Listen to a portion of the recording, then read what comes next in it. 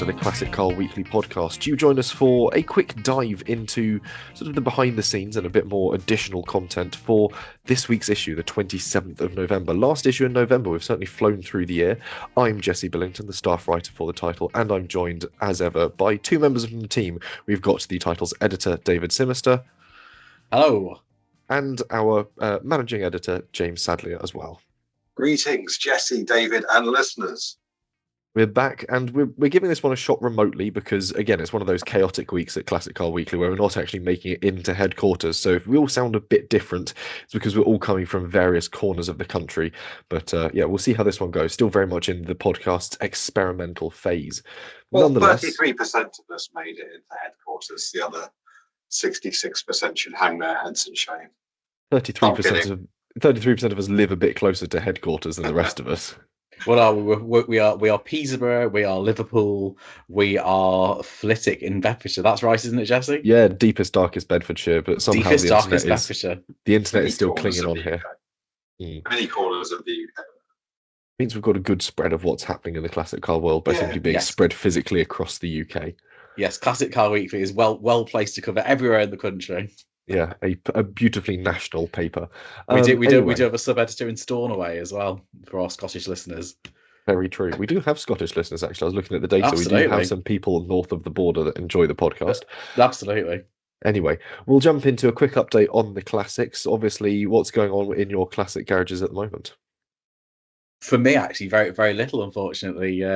My lovely Mazda MX-5 is still on the driveway. It's been sort of sat awaiting a new roof. So it had a new soft top put on it earlier this year, but my next task is to get a hard top fitted. It's quite a common fitment for people, particularly during the winter months, but I'm keen to get it this year because it's going to be sat out on the driveway this winter, looking hopefully not too sad. I'll be taking it out for regular runs to obviously keep the brakes, rolling, everything going properly, but it'd be good to get a hard top roof because it sits over the drain holes, which means unlike the soft top, it will stop a lot of the water and the muck getting in over the winter months.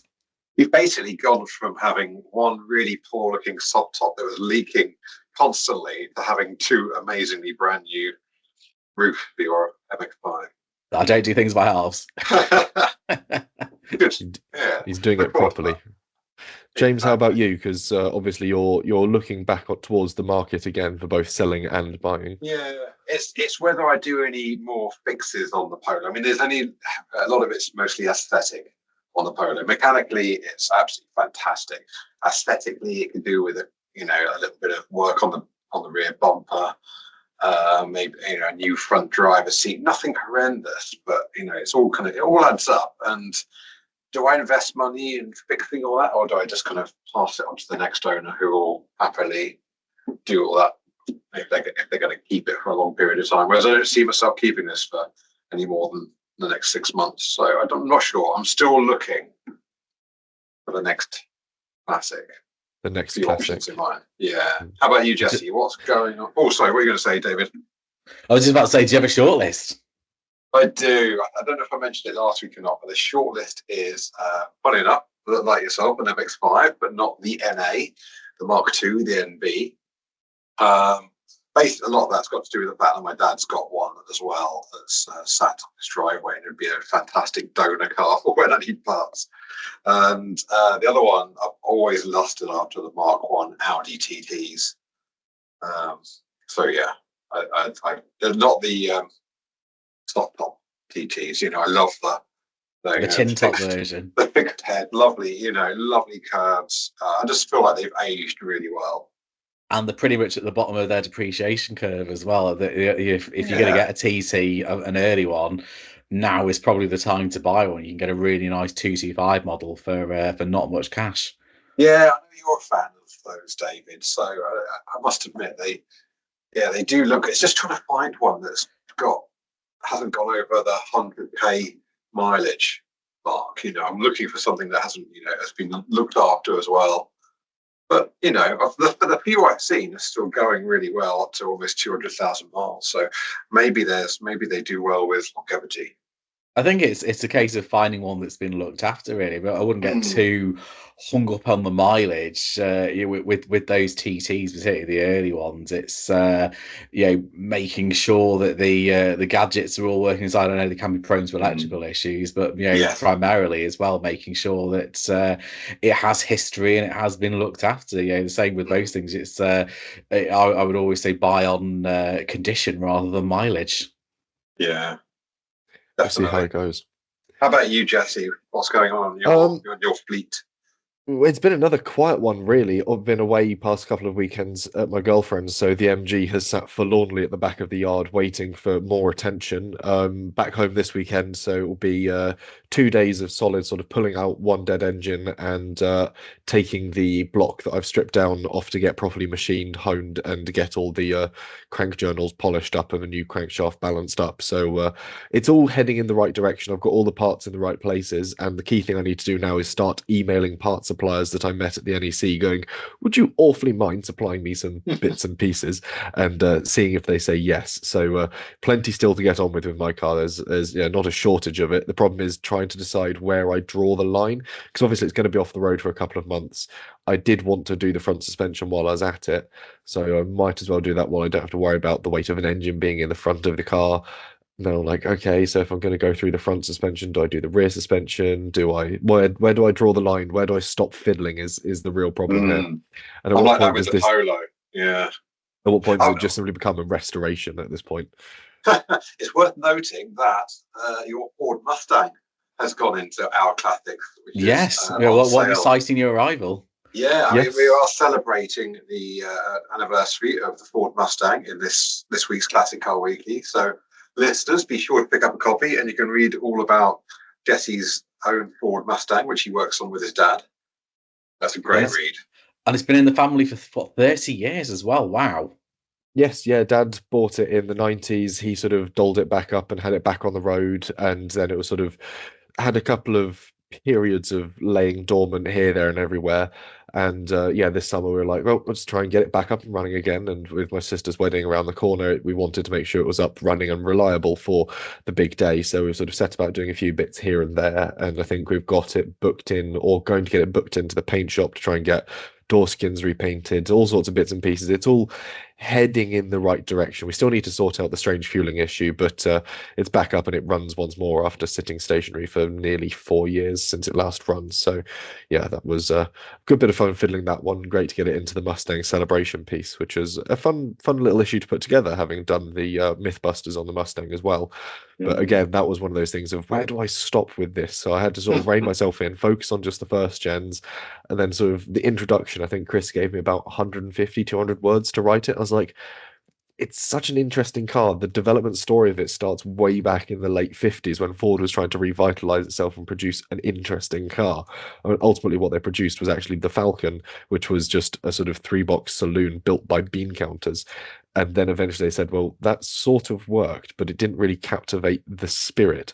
So what if we took that idea and then sort of simply did it again, but better? And then the Mustang was born after briefly being called the Allegro. But read more about that again in this week's issue. There's plenty of fun bits and pieces in there. And I could waffle on for ages, but I shan't. We shall move on to, in fact, some of the news stories that we're covering in this week's issue. And the first one is actually our lead story this week, which is on keeping ethanol out of our classics. And the sort of renewed call that low ethanol fuel must remain on sale. Yeah, it's an interesting one. This came out of the Federation of British Historic Vehicle Clubs at their annual conference a few weeks ago. We're saying that E5 petrol, this is fuel with 5% ethanol in it, should remain on sale. For those of you who own classic cars, you probably know that E5, the lower ethanol fuel, is available on most forecourts across the UK if you go and fill it with premium unleaded.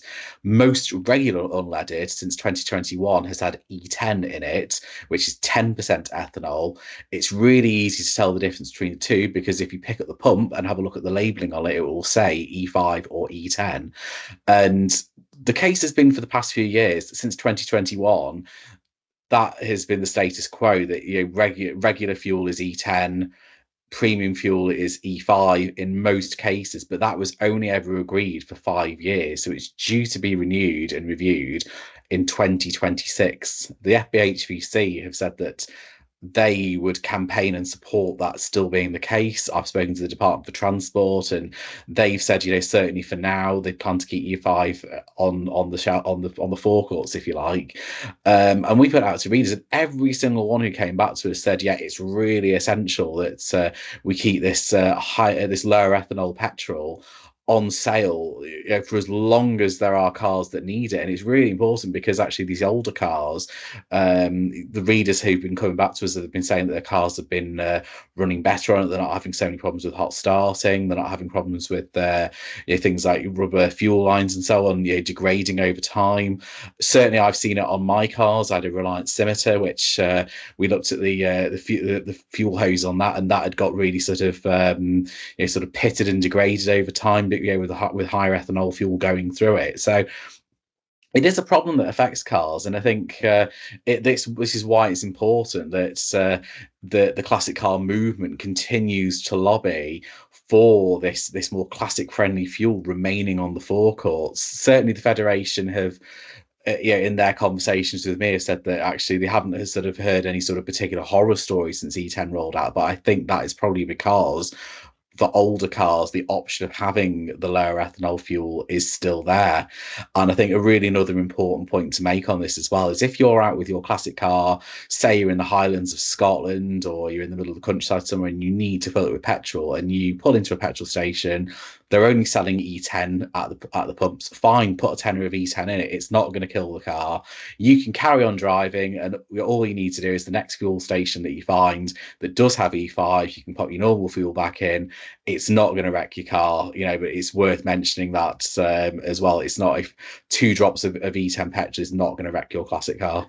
It's a good point, actually. It might cost a little bit more, but the money will save in the long run without having like all the fixes you'll have to make. What if E10 degrades the pipes in your car and all the other things that can go wrong with it. Plus as well, you get more miles per gallon out of E5 with the lower ethanol counts, so there's an extra bonus there. But it's a good point, just fill it up, just top it up with a bit of E10 until you can find your next station that sells E5. Yeah, with my MG, when it's run, I've always run it on E10 because it just seems to be a bit happier on it. But there have been times where I know that I'm going to get through that entire tank of fuel within the day that I put it in. So it's not going to the fuel is never going to spend any time sat stationary enough in the rubber lines to cause issues. So sort of in those moments where it's needed, I can get away with sort of the higher ethanol content. But otherwise, yeah, E5, the sort of better stuff for it, never had too many issues with it. Is it right that the recommendation? Is it right that the recommendation is in most cars built before 2000 are recommended for E5? Yeah, so the Federation's recommendation is most cars built before 2000 are cars that you would probably want to run on E5, but there is more information available. I would suggest having a look at the Federation's website, which is fbhvc.co.uk. You can also get more details as well.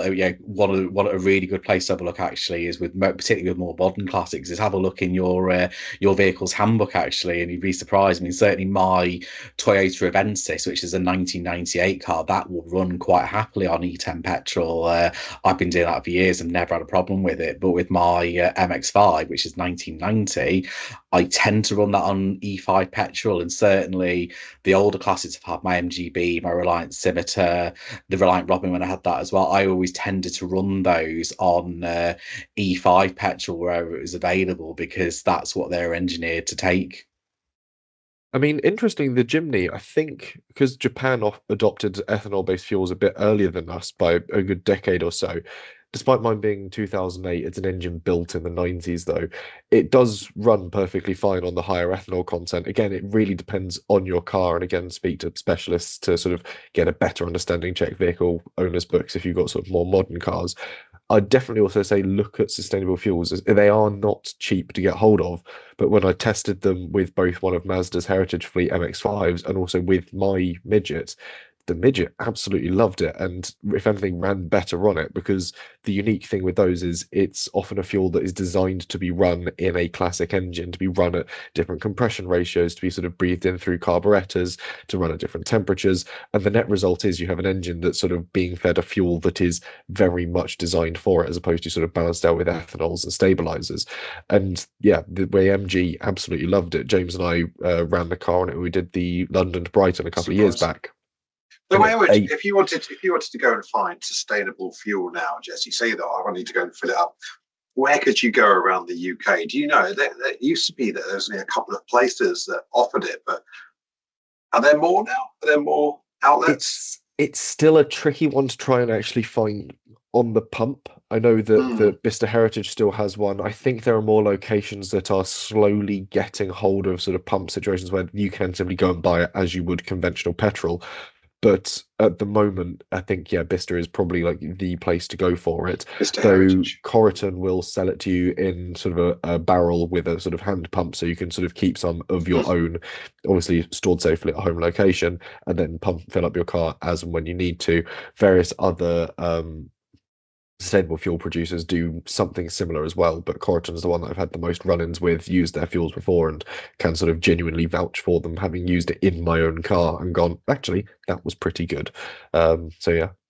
Certainly all the evidence seems to suggest that with sustainable fuels, we saw at the Goodwood Revival, all the races ran on sustainable fuel. There were no horror stories about fueling there.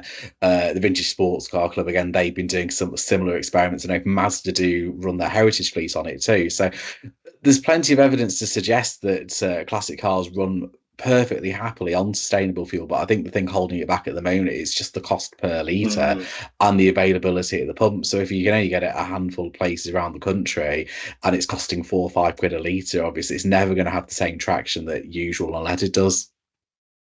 Yeah, the cost and availability are the huge sort of over things, and I still have mounted up on the magnet board behind my laptop the receipt from when I last bought a full tank of sustainable fuel. And it's beggars belief, because a tank of petrol for an MX-5 should not cost £183.68. But there we go. What do you think drives the price up? The cost of production or lack of availability of it? It's cost of production. It's the fact that at the moment the awareness of it and the use of it is so limited that they can't produce it on a scale that makes it affordable. Obviously, you look at sort of the standard petrol production is done on such an enormous scale that, relatively speaking, its costs are low. But when you're producing and having to go through a stage process, you can't just have a sort of constant production of it. It's cyclical. You have to sort of take each thing and move it through a variety of stages before you're left with the end result. That means that the sort of the actual process and production of it is quite expensive on a small scale, in the same way that sort of your batch brewed gins and beers are incredibly expensive because they're done in that small, very careful, very measured process that takes time. This is basically the same thing. This is making a fantastic IPA for your car. It takes a lot longer, but ultimately you get a better product at the end result.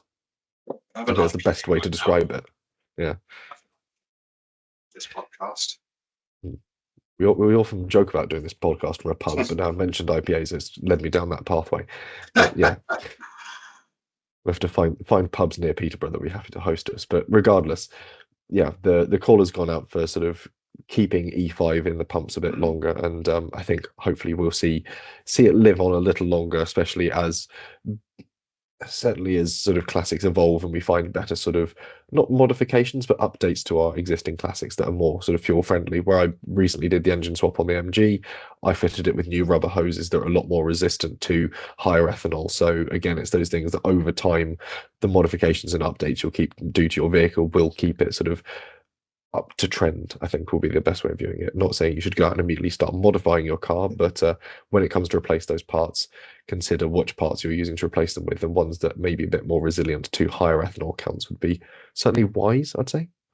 Quick question for David, actually. You remember the Volkswagen Polo had that issue with the fuel tank that had like degraded over time, and we had to get a new fuel tank for it, didn't we? Yeah, that Does the other ethanol content have anything to do with that degrading quicker or slower, or just have anything to do with it at all? I don't think in that specific instance it's ethanol related. That is just something that's it's a known thing that affects Volkswagen Polos of that particular vintage, and I'm sure that the Volkswagen nuts among our listenership will probably be able to correct me if I'm wrong, but it's a known place where they go. The fuel filler neck where it connects to the tank, over time it rusts and it degrades, and that is the problem that car had.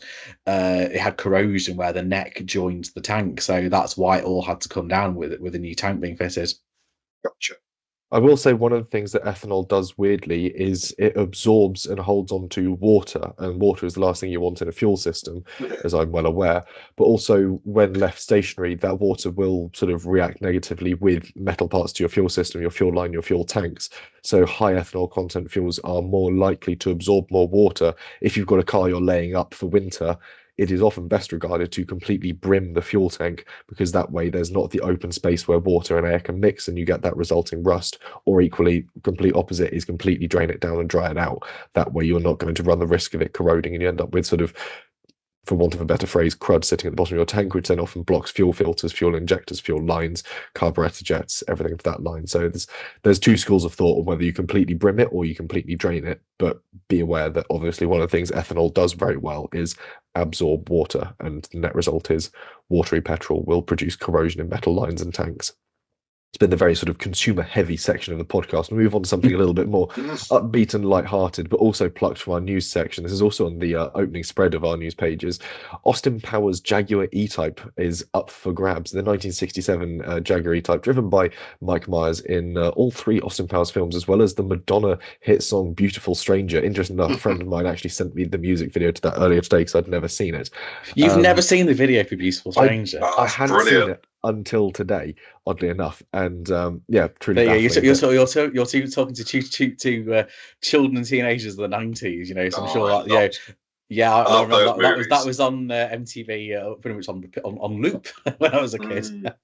It was such a good car when you saw that Union Jack E-Type in Austin Powers. It was so cool. You know, he was, you know, when it was set in the 60s and looked fantastic. That really did make me want an E-Type at the time. I know it's a strange reason to want an E-Type, but I don't know. I mean, regardless, it came with some humour to it, so yes, I liked it. Yeah, it was one of those films that. Sorry, Jesse.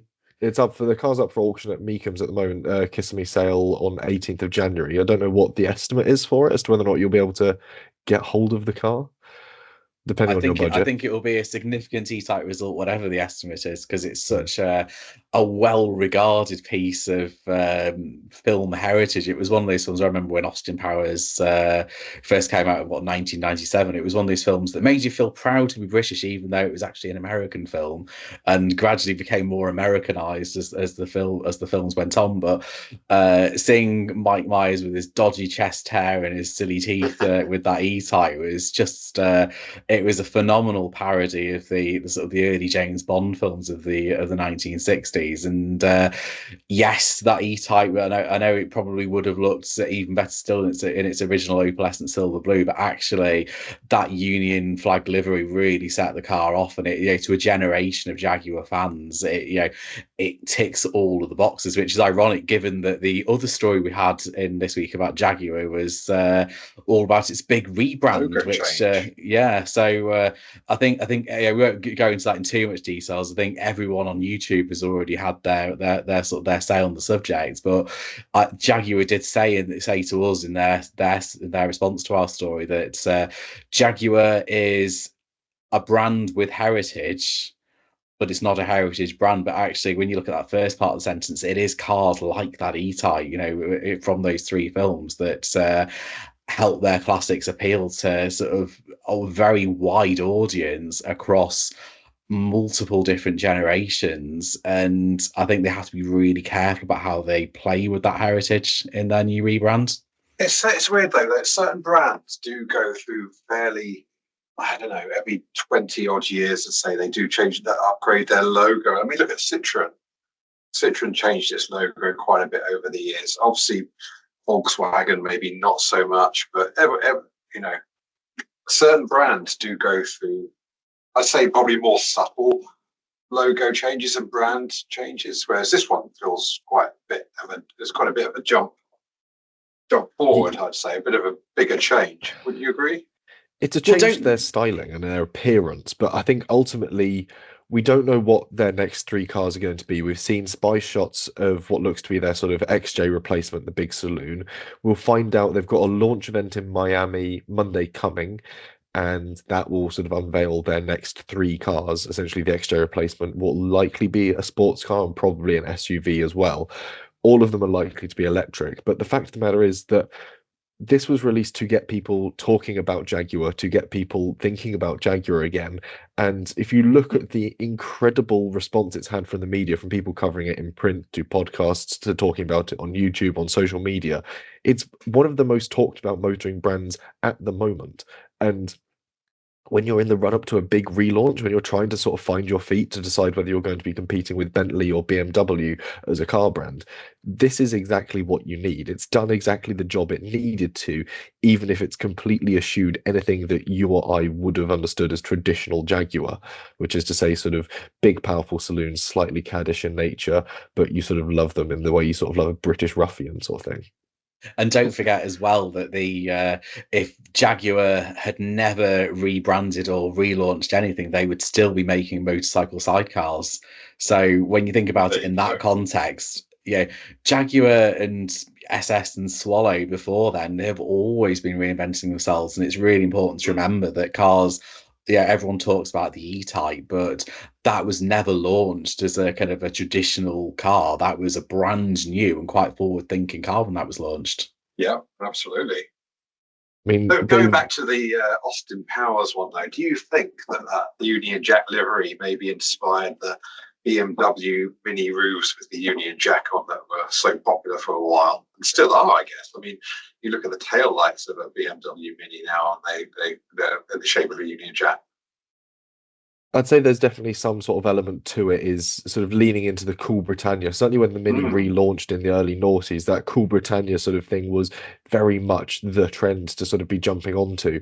And I think it worked or was perfectly timed as BMW brought back the Mini and went, yeah, look, this is a fun little British car. They're still made in Oxford.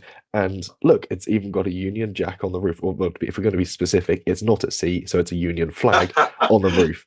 That's just me being a pedant. But it's all about the details, Jesse. I like devil's in the details. But yeah, I think it's one of those things that there is something about the sort of the Cool Britannia aspect that a good marketer or a good designer will lean into, and it will work. And it works on the right cars.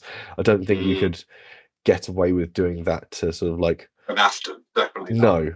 Aston carries itself a bit differently, but the Jaguar, the E-Type, I think because of its use, had that sort of slightly more sort of colourful and cartoonish aspect to it, which in this instance it works. But you wouldn't do every Jaguar in a Union flag livery. Do you think is that when you say, is that Kissimmee, Florida, where it's up for? Yes, yeah. I think their auction is always Florida, 18th January. I think. Interesting to see Google. Be interesting to see how that sells over in America. I'd like to think it would probably. I mean, Austin Powers was quite popular over there in the late 90s, but I can't help but think it would go for more money being sold over here in the UK. I might be wrong. Osceola Heritage Park, 1875, Silver Spur Lane, Kissimmee, Florida, and it is branded as the world's largest collector car auction from 7th to 19th January 2025. Yeah, it is one of the bigger sales Meekham's Kissimmee sale. It's I mean, typically they'll have over 1,000 cars going under the block. And they hold them over multiple days as well. So you think about the kind of the auctions that they have here in the UK, where over 200 cars is considered a big sale. That's small fry compared to what some of the US auctioneers are doing at the moment. This one is it online as well? 4,500. I think you could bid online for this one. I've got the website up here. Let me see if I can find a way to register to bid. Let's see. It looks like you can. Yeah, you can bid online, or you can head along in person. Well, if I was going to buy a car from them, I'd just seen they've got one of 31 built 1966 Ford GT40 Mark I road cars, which makes up part of the 4,500 strong catalogue. So really quite an impressive array of vehicles headed towards this auction. Yeah. So we'll see what comes from that. But we are going to have to ban you, Jesse, from looking at that website, because otherwise you're going to be there in January sticking in bids on Firebirds and Camaros and Mustangs and Cadillacs. Yeah, I can just see you're going to have a whole fleet of chromed American metal heading over to Blighty, I'm sure. No, because they've got Mark Donohue Trans Am Camaros as well. Ooh. I've made the mistake of opening up the list of lots. I will have to come. Ooh, Plymouth Superbird. Ooh, 1950s Indy cars. Okay, this is. I think we've lost him, James. Mistake. We'll move on before I get too distracted by that. Back to I'm still here. I was just kind of listening to Jesse's whimsical lineup of his garage. You know, his little kind of American garage or big American garage. We say, just gonna need a bigger house, mate. Or just I'm gonna need to move out of my parents' house and into somewhere that's just a workshop with a camp bed at the far end of it. Anyway, going back to Austin Powers, the Shaguar. That film isn't explicitly about cars, road cars, movie chases, anything like that. Which begs the question: if you could have a car from a film that isn't specifically about cars, what would you go for? So mine's a little bit out there. I mean, most people know I love Back to the Future. That is based on the car, so I feel a bit cheeky asking about suggesting the DeLorean. However, when I first watched that movie, the 1985 movie Back to the Future, Part 1, Marty McFly saw his dream car, which was a Toyota SR5 pickup truck, which is essentially a fourth generation Hilux. But this particular one had this sport runabout 5-speed package option. You know, had kind of it was gorgeous. You know, it's kind of had rear seats in it. At the time, it just made pickup trucks look even cooler. And they were less chromy. They were less kind of knackered and looking like they sometimes are over in America when they've been used as runabouts. They suddenly became really cool looking 4x4s, and it was kind of cool in the 80s to have a 4x4. This is that's mine. It's a bit of an odd one. Yeah, an 80s Toyota pickup truck. Second week in a row, though, you've picked a pickup truck for one of our sort of if you could have a car sort of questions. There's a theme happening here. I'll tell you what, all right, that is my guilty pleasure. My first choice, I'll be very quick with this so we can go to David's choice after this, but Ferris Bueller's Day Off, the 1961 Ferrari 250 GT California Spider. That was brilliant. It was his friend's dad's car, who he convinced to take out for the day, and I can't even talk about what happened to it at the end. And I don't believe. I think that was a prop anyway that got destroyed. But what a car! What an amazing car! And not very many around. And they've gone for some serious money at auction over the more recent years, given their rarity. And I think those are two pretty good options. David, favorite car from a not exclusively car film? Which one would you go for? Well, mine would have to be, it's a car that is almost deliberately bad in a way, and this is because I like the idea of the film as opposed to how meticulous the car itself is. And I'll see, Jesse, if you can guess the film in question, which is are you fond of going on holiday by mistake? Do you like going to coffee shops and demanding the finest booze available? Oh, this is confused. This is This is all about going, taking a very, very badly beaten up Jaguar Mark II up the motorway to the Lake District and staying in a terrible with Nail and I. Widnail and I. There you go. The Mark II from Widnail and I. The Mark II Jaguar which was the 2.4 litre 1961 Jaguar Mark II with one working headlight. It was terrible in every way. It was probably the worst example of Jaguar Mark II that's ever existed. But do you know what? That film, I love that film, and I love the idea of being able to go up in an old Jag, up to the Lake District, go to the pub. Again, probably get a bit too leathered for my own liking, and then wander around in a river with a shotgun trying to catch a fish. So I would just hope it sounds like the standard Sinister holiday, albeit hopefully with the not ending with being pulled over on the M25 and then hauled away in a police van. So that to me would be my perfect kind of non-car film car, if you like. But I think you probably want to modernize the idea now. Even a ropey Jaguar Mark II now can cost quite a bit of money, so I would probably update the idea, or kind of like the idea of buying an old a 90s Jaguar S-Type with 3-litre V6. You can get those for a couple of £100, loading it up with a couple of mates and going on holiday by mistake. Nice. That's a pretty sound option. I'll tell you what, nominate me for the passenger seat. I'm up for that, David. What about you, Jesse?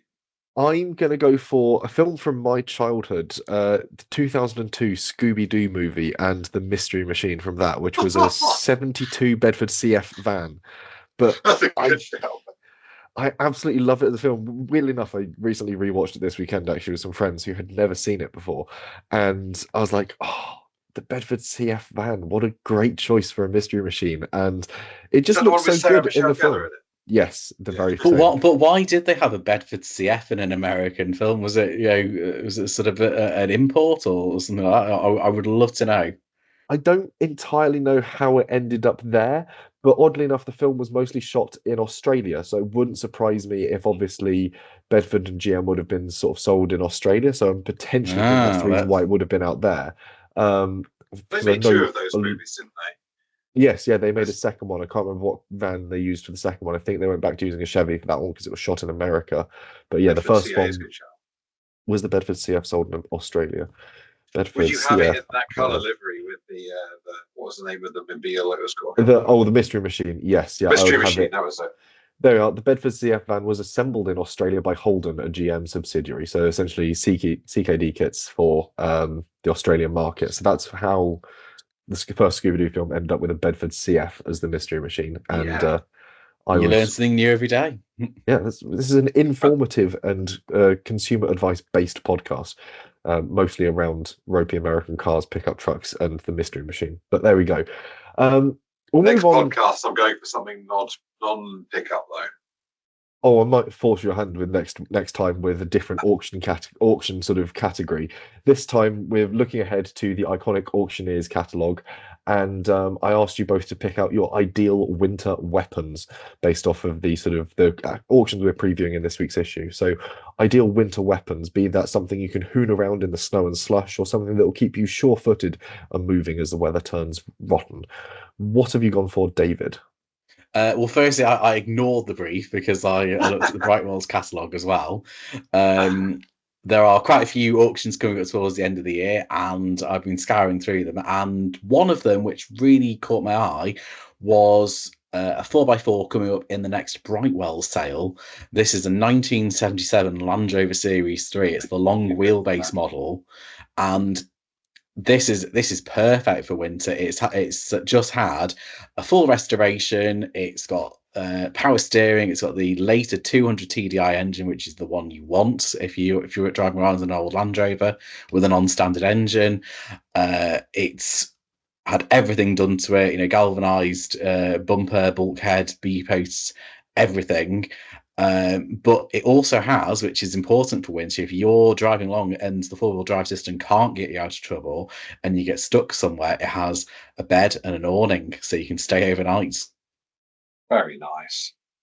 It also has, I pulled up the listing for it, it also has the Safari roof, which is one of my favourite additions to that series of Land Rover, because you've got the second skin over the top with the flaps underneath that would raise up in the negative air pressure, ventilating the cabin as you're going along. And I love that. It's such a great little piece of engineering, and for me, one of the archetypes of what makes that series of Land Rover great. It looks really nice, actually. I do quite like that. That is a sound choice. Yeah, you know that if you drove out to something you could put all your mates in the back as well. You could go out to the pub or or someone's house or whatever it is you want to do, and for no matter how bad the weather is, you're either going to get home again or you're going to be able to camp the night out and wait for the snow to melt. So yeah, that is the ideal, perfect winter weapon. It is a very sound choice. And James, have you got something that will beat it? I don't know if it'll beat it, but I knew Mr. Sinister was going to go for a Land Rover, so I actively avoided those. Mine doesn't come with an awning, sadly. It would be weird if it did. It is estimated, it's at the upcoming Iconic Auctioneers, estimated between 10,000 to 12,000. It is, and I'm going to repeat myself a bit here, it's 2003 Audi TT Quattro 3.2 V6. Which, 10 to 12 grand is a lot of money for, I'd say, Mark 1 TT, even a Quattro 3.2 V6. But this is a Japanese import that's only got 25,000 miles on the clock. It is a 6-speed auto, but you guys know what I'm like. I love a V6 auto. Sounds like you bought it already. Oh, I wish I had that money just rolling. Oh yeah, that's the thing. If I had that money, would I still go for that? I think I would. It is a great car. It is all-wheel drive, so that's my winter weapon. It's got some fantastic handling on some of those wet, icy roads that might be coming up, and it's just a fantastic example of that era of Audi TT. Is really sound. And I think, like I say, it's got a lot of the modern thing elements that you'd expect on a car of today. It's got climate control, heated front seats, and an optional cup holder. I don't really know what that means. I don't know whether I've got the option to have the cup holder or not. I'm having a flick through the pictures just to see if there's something that will mark it out as being the optional cup holder. What? A strange thing to talk about with a low mileage Audi TT, but it's a glorious red. I don't know what type of red it is. It's listed as Misano red. That's it, Misano red. So I'm just amazed that if you were in the lucky position to be able to afford a brand new Audi TT in the early years of the new millennium, that you'd have to take an option for a cup holder. It is a bit of an odd one. You've got to really know whether you're a good drive or a drinking driver. I can't get my words out. Someone who likes to visit many a drinking establishment and carry on to the next one in his Audi TT. Well, I presume the drinks are non-alcoholic, James. That's we must remind our listeners, never drink and drive because you may spill it. There we go. I like it. Yeah, no, I think it looks like in place of where the radio would be on the central sort of column of the sort of infotainment system, you get this lovely silvered plate or a brushed aluminium plate with the TT logo on it, and that pops out. And I should think that is where your optional extra cup holders are. It's got a lovely beige interior, which is kind of the opposite of what I've been looking at an Audi TT lately that's for sale down the road. Whereas the interior, the one I've been looking at down the road, has got a bright red interior, and that just, to me, it just doesn't work. Red, a red exterior looks fantastic. Bright red seats, I don't know. It's up for debate. It's a bit much bright red seats. It's an automatic. What do you think about automatic? I love them. I'm not fussed about changing gear all the time. I miss my Peugeot. You do like a nice sort of long distance cruiser. That's very much your style, and paired with the great torque from that Audi V6, it is it's a good choice. Mm. We had a letter into the CTW offices not long ago, accusing us of treating automatic classics with contempt, which is a shame because I've got two classics at home and they're both automatics. Yeah, I mean, I have nothing against an auto. Yeah, I have nothing against an auto. I think certain cars work better with them, and certain cars don't warrant the automatic gearbox. There is certainly a balancing point to be made, but that's not to say they're sort of worthless or not worth having. However, when it comes to winter beaters or sort of winter weapons, rather, I dipped into the upcoming Brightwells auction Hmm. and I found a 1972 Saab V4, and I am besotted with it. More importantly, it's front-wheel drive. So, actually, this one might. I don't know if this is the later one. This is the later one with the 1.5 liter V4, actually. All the weight's over the front wheels. It's front-wheel drive. It's got rally lights. It's got the sort of matte black rally hood to it. Hmm. Even if it is, as the photos do show, a bit frilly around one of the door frames, it would be a perfect car for just enjoying and pretending you're on like the Finnish WRC stage in the early 70s. Absolutely. It would What's the be- estimate, Jesse? The estimate on it Two is to £2,500. Ooh, yes, yeah, Bargain. it's starting at £0. So, ooh, And it does actually say in the description, ideal winter rally car as well. exactly. And I can just see you know in a Welsh forest somewhere on a closed rally stage, flinging it through on the handbrake. I do drive all of my cars like they are rally cars, which is possibly why they break a lot. So it makes sense to at least have one that is a rally car. Buy a rally Recent car, breakover, exactly. It would solve a lot of my problems, and I think it would be great fun. And I'm really quite intrigued by it, and also wondering how much welding it would take to fix up that slightly manky door pillar. But there we go. I don't know if that would be cheaper to do than going to the Meekham's auction and buying something in Kissimmee. But anyway, there are our choices for winter weapons. Who do you think's got the best bet then? Is it David's Land Rover, James's lovely Quattro TT, or my Scandinavian rally specialist? I think David's would be get you there and back. It would do the job. You could stay over. You can come home. You can take your mates. You can with the TT. There's no amount of camping out in a TT, and you can just about fit people in the back, but they'd have to have very small and short legs. The thing is with the TT, you're getting good performance on the winter road, so you can still drive it with some enthusiasm, even when the roads aren't completely perfect, and you've got a bit of reassurance that you're going to get some performance out of it on when driving it. But you just know that Land Rover will get you out of trouble whenever. I don't have enough faith in yours, Jesse, that it's even going to come out of the garage, let alone get you home. Sorry to say, with that pillar. I don't know. Correct me if I'm wrong. I think that's a fair statement. It is a early 70s Saab. It's a left field choice. However, I will say with the Land Rover, does the heater on it work? Is it going to be warm and cozy on those cold winter drives? That's what coats are for. Yeah, so at least with James's Audi, he's got a heater. He'll be warm and comfortable, and he's got a cup holder to put his Starbucks in. Everything he needs is right there. No, I grew up in the back of old Land Rovers, and I know full well it doesn't matter what kind of heat you have; they're never fully warm. So that's why you have coats. And this is why you need to take your mates. It's character building. This is why you need to take your mates with you as well, David, so they can hold your cup. Whereas I don't need that. I've got a cup holder. The interior refresh does have cup holders. I will say that though. So the Land Rover isn't short of places to balance a warming drink. Yeah, but the thing is, that's where all that space is going to go for all your 8,000 layers that you need to stay warm. So you need the space, David. But I'll just bring Ray. It's got enough room to have Ray Mays in the back, so he can just show us how to build a shelter when we do break down. I do like the idea of seeing Jesse rallying the Saab, though. That would be quite amusing. I've already rallied with him in a Suzuki Jimny, so I think this would be a step up. I don't think the French auto routes count as rallying. That was simply just. It felt like rallying. It felt like rallying. She moves around a bit at speed. My stomach would disagree with you there, Jesse.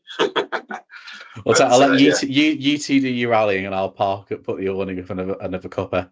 I was going to say, the Land Rover is the perfect support vehicle with enough spare parts for my now broken Saab.